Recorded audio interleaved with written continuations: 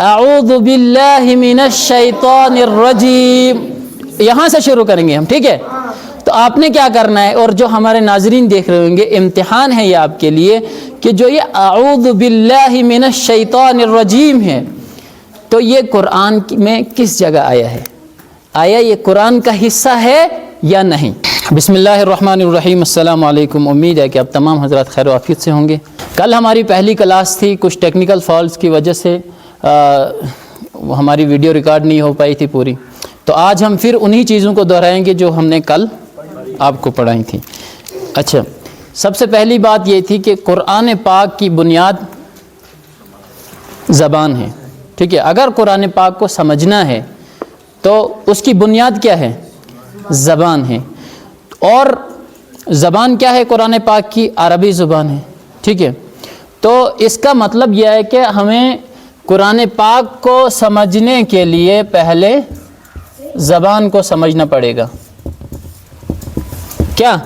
زبان کو سمجھنا پڑے گا۔ قرآن پاک کو سمجھنے کے لیے پہلے زبان کو سمجھنا پڑے گا، ٹھیک ہے؟ آپ کتنی زبانیں بولتے ہیں؟ کشمیری زبان آپ نے سمجھ لی، بولتے بھی ہیں، سمجھتے بھی ہیں۔ تو کسی سکول میں گئے آپ، کسی مدرسے میں گئے کشمیری زبان سیکھنے کے لیے؟ نہیں گئے۔ اردو آپ جانتے ہیں، بولتے بھی ہیں، سمجھتے بھی ہیں، تو کتنی محنت کی آپ نے اردو زبان بولنے میں؟ تھوڑی محنت، چلو ٹھیک ہے۔ تو اسی طرح آپ انگلش زبان سیکھ رہے ہیں، تو جیسے آپ کو اردو اور کشمیری زبان سیکھنے میں کوئی دقت نہیں ہوئی، کوئی زیادہ محنت نہیں کرنا پڑی، اسی طرح دنیا کی کوئی بھی زبان ہو سیکھنا مشکل نہیں ہے۔ تو قرآن کی بنیاد زبان، سمجھنے کے اعتبار سے اگر ہم نے قرآن کو سمجھنا ہے تو زبان سمجھنی پڑے گی، ٹھیک ہے؟ تو زبان کے بارے میں کیا بتایا تھا میں نے آپ کو کہ زبان جو ہوتی ہے اس کے اندر صرف 3 چیزیں ہوتی ہیں، صرف کہہ رہا ہوں 3 کے علاوہ کوئی چوتھی چیز۔ تو پہلی چیز جو ہوتی ہے زبان کے اندر وہ ہوتا ہے اسم۔ کیا ہوتا ہے؟ اسم ہوتا ہے۔ اسم کو ہم انگلش میں کہتے ہیں ناؤن، ٹھیک ہے؟ اسم کسے کہتے ہیں؟ اسم سادہ زبان میں کہو تو کسی چیز کا نام، ٹھیک ہے؟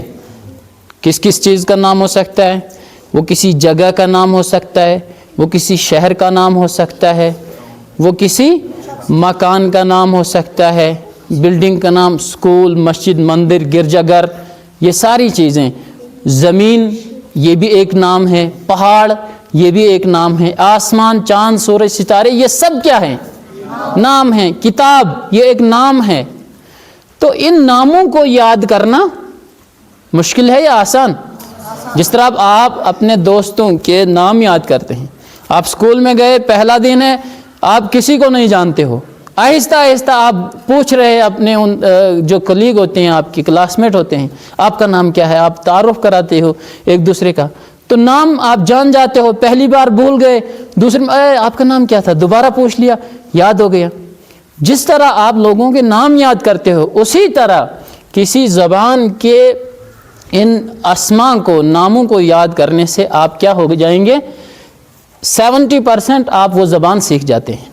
اور قرآن پاک کے اندر جو سب سے زیادہ الفاظ ہیں وہ کیا ہیں؟ اسم ہیں۔ سب سے زیادہ قرآن کے اندر اسم ہیں، یہ ناؤن ہیں، نام ہیں۔ حضرت اللہ تعالیٰ نے حضرت آدم علیہ السلام کے لیے جو کہا ہے وَعَلَّمَ آدَمَ الْأَسْمَاءَ كُلَّهَا، جب اللہ تعالیٰ نے فرشتوں کے سامنے آدم علیہ السلام کو رکھا تھا، فرشتوں نے کہا تھا کہ یہ فتنہ پھیلائے گا، یہ سب چیزیں، تو اس وقت اللہ تعالیٰ نے حضرت آدم کو کیا سکھایا تھا؟ اسماء، نام سکھائے تھے، اور اس کی وجہ سے برتری دی تھی فرشتوں پر۔ تو یہ نام سیکھنا کتنا اہم ہے۔ تو یہی نام اگر آپ کسی زبان کے سیکھ جاتے ہو تو اس کا آپ 60, 70, 80% وہ زبان سیکھ جاتے ہو۔ اسی طرح اگر آپ قرآن پاک کے اندر کھول کے دیکھیے، اب یہاں پر الحمد، پہلا لفظ الحمد یہ نام ہے، للہ میں بھی لام حرف ہے اور اللہ نام ہے، رب یہ بھی نام ہے، عالمین یہ بھی نام ہے، الرحمن نام ہے، الرحیم نام ہے۔ تو سارے یہ نام ہی ہیں. آپ نے لفظ سمجھنا ہے، اس کے میننگ سمجھنے ہیں. تو یہ بات آپ سمجھ گئے، کلیئر ہو گئی کہ قرآن پاک میں سب سے زیادہ جو ہے اسما ہیں، نام ہیں. صرف لفظ کے میننگ، نام مطلب سمجھنا ہے، جیسے آپ دوستوں کے نام جانتے ہو اسی طرح. تو قرآن پاک सीख जाओ. آپ سیکھ جائیں گے، وہ بھی عربی زبان کے اندر. ٹھیک ہے. اب یہ چیزیں ہیں کسی جگہ کے نام. اسی طرح اس میں ایک اور چیز ہے، صفت کا صفت. ٹھیک ہے. یہ اچھا ہے، یہ برا ہے، یہ تیز ہے، یہ دھیما ہے. تو یہ کسی یہ کیا ہے؟ یہ صفت ہے. بیمار، تندرست، یہ بھی کیا آتے ہیں؟ یہ بھی نام میں بھی نام ہے. ان کو بھی ہم نام ہی کہیں گے. ٹھیک ہے. دبلا، پتلا، ہاں، اسی طرح سست رفتار، تیز، گرم، ٹھنڈا. تو یہ کیا ہے؟ یہ بھی ناموں میں آتے ہیں. کیا؟ ان کو بھی ہم نام ہی کہیں گے. چلو جی، اس کو آپ رکھیں. کیا ہے؟ زبان کے اندر جو پہلی چیز ہوتی ہے وہ کیا؟ اسم ہوتا ہے. دوسری چیز ہوتی ہے فعل. یہ کیا ہے؟ نام. اور دوسری چیز فعل. فعل کو انگلش میں کہتے ہیں ورب. کیا؟ ورب کہتے ہیں. اچھا جی، اب فعل کو سمجھیں گے تھوڑا. ٹھیک ہے. صبح سے شام تک آپ کوئی نہ کوئی کام کرتے ہیں. ٹھیک ہے. کوئی مشکل نہیں ہے نا. کیا کام کرتے ہیں؟ آپ کھیلتے ہیں، آپ بیٹھتے ہیں، آپ اٹھتے ہیں، آپ ہنستے ہیں، آپ کیا ہاں لکھتے ہیں، آپ پڑھتے ہیں. تو یہ ساری چیزیں کیا ہیں؟ کام ہیں. ہاں. تو کام، ہر کام کے لیے الگ الگ لفظ آتا ہے، الگ الگ کلمہ آتا ہے. ہاں. دیکھو، لکھنے کے لیے انگلش میں کیا ہے؟ رائٹ، ہے نا. اردو میں کہتے ہیں لکھنا. اسی طرح عربی میں کہتے ہیں کتابت.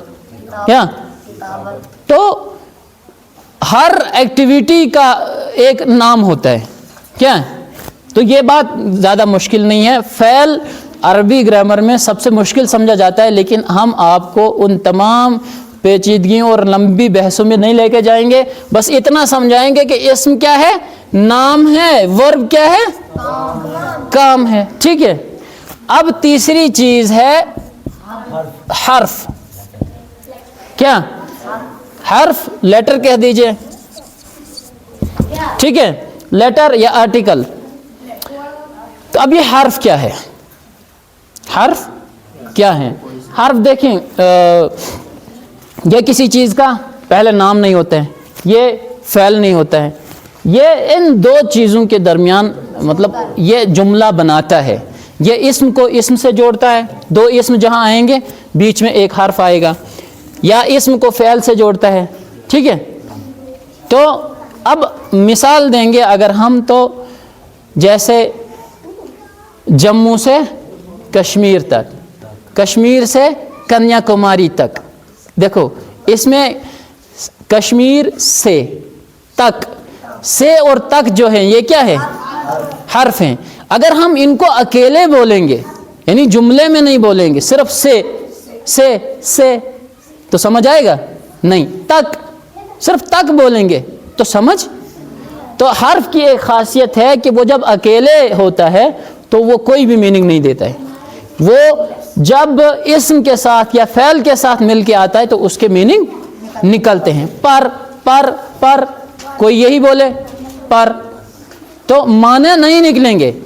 آپ بولیں گے کتاب پر، ہاں، ڈیسک کے نیچے. ٹھیک ہے. آسمان کے نیچے، آسمان پر، زمین پر، ہوا میں. تو یہ میں، پر، یہ ساری چیزیں، تک، یہ کیا ہیں؟ حرف ہیں. یہ کیا ہے؟ اس کو سمجھنے کے لیے آپ کے سامنے ایک مثال ہے. اللہ نے انسان کو مٹی سے پیدا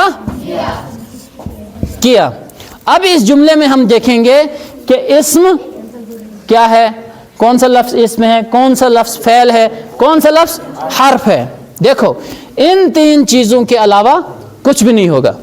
آپ سنو، چاہے آپ کوئی زبان سیکھ رہے ہوں، چاہے آپ قرآن سیکھ رہے ہوں، آپ نے کیا کرنا ہے، کوئی بھی آیت آپ پڑھ رہے ہوں، آپ نے اس میں پہلی چیز کیا ڈھونڈنی ہے؟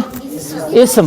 دوسری چیز فعل. تیسری چیز آپ نے یہ ڈھونڈنا ہے کہ اس آیت میں کون سا لفظ اسم ہے، کون سا لفظ فعل ہے، کون سا لفظ حرف ہے. بس اتنا ہی کام ہے ہمارا. ٹھیک ہے، ہم انشاءاللہ قرآن سمجھتے جائیں گے. اب یہ جملہ ہے آپ کے سامنے، پورا جملہ. اس میں دیکھتے ہیں، دیکھو پہلا لفظ کیا ہے؟ اللہ ہے. تو اللہ کیا ہے؟ اسم ہے، فعل ہے یا حرف ہے؟ اسم ہے. ٹھیک ہے.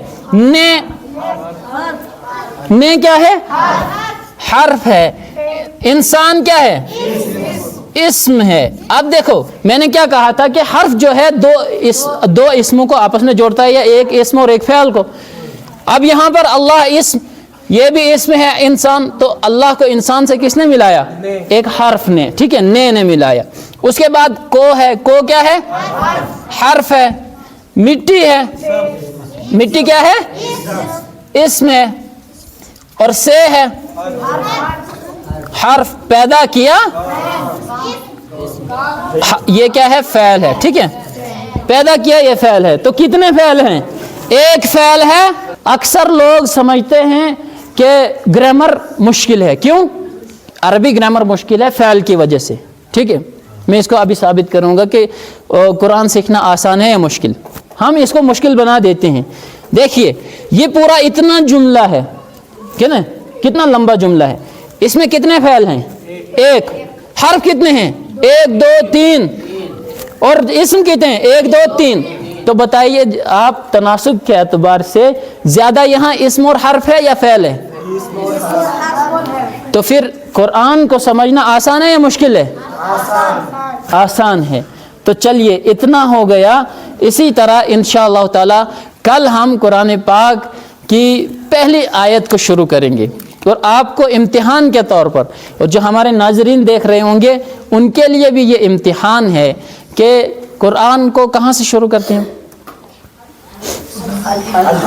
مطلب اس سے پہلے کیا پڑھتے ہیں؟ ہاں کیا پڑھتے ہیں؟ اعوذ باللہ من الشیطان الرجیم. یہاں سے شروع کریں گے ہم. ٹھیک ہے، تو آپ نے کیا کرنا ہے، اور جو ہمارے ناظرین دیکھ رہے ہوں گے امتحان ہے یہ آپ کے لیے کہ جو یہ اعوذ باللہ من الشیطان الرجیم ہے، تو یہ قرآن میں کس جگہ آیا ہے؟ آیا یہ قرآن کا حصہ ہے یا نہیں؟